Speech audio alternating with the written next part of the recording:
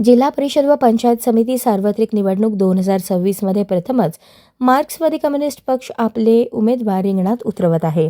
या निवडणुकीत पंचायत समितीसाठी 5 तर जिल्हा परिषदेसाठी 1 उमेदवार उभा करण्यात आला आहे।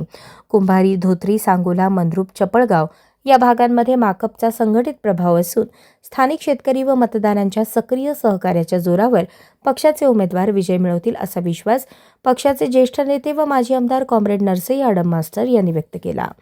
विशेषतः रेनगर, गोदुताई परुळेकर नगर, कुंभारी व लगतच्या परिसरात पक्षाची मजबूत पकड आहे। जिल्हा परिषदेसाठी कुंभारी मतदारसंघातून प्रियांका दोंतुल या उमेदवार रिंगणात आहेत। येत्या 8 फेब्रुवारी रोजी त्यांचा विवाह असला तरी त्या कॉम्रेड नरसई आडम मास्तर यांचे जुने सहकारी व ज्येष्ठ कार्यकर्ते असलेल्या कुटुंबातून असल्याने त्यांना ही संधी देण्यात आली आहे।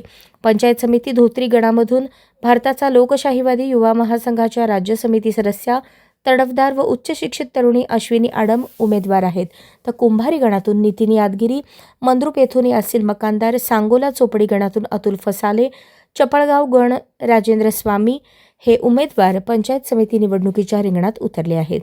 बुधवारी सकाळी ज्येष्ठ नेते माजी आमदार कॉम्रेड नरसई आडम मास्तर व जिल्हा सचिव कॉम्रेड युसुफ मेजर यांच्या नेतृत्वाखाली सर्व उमेदवारांनी आपले उमेदवारी अर्ज दाखल केले।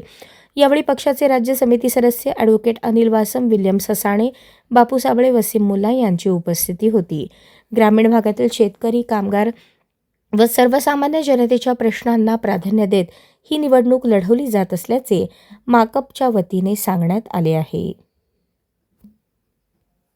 अशाच नवनवीन अपडेटसाठी जनता राज्य न्यूज चॅनलला सबस्क्राईब करा, लाईक करा आणि शेअर करायला विसरू नका।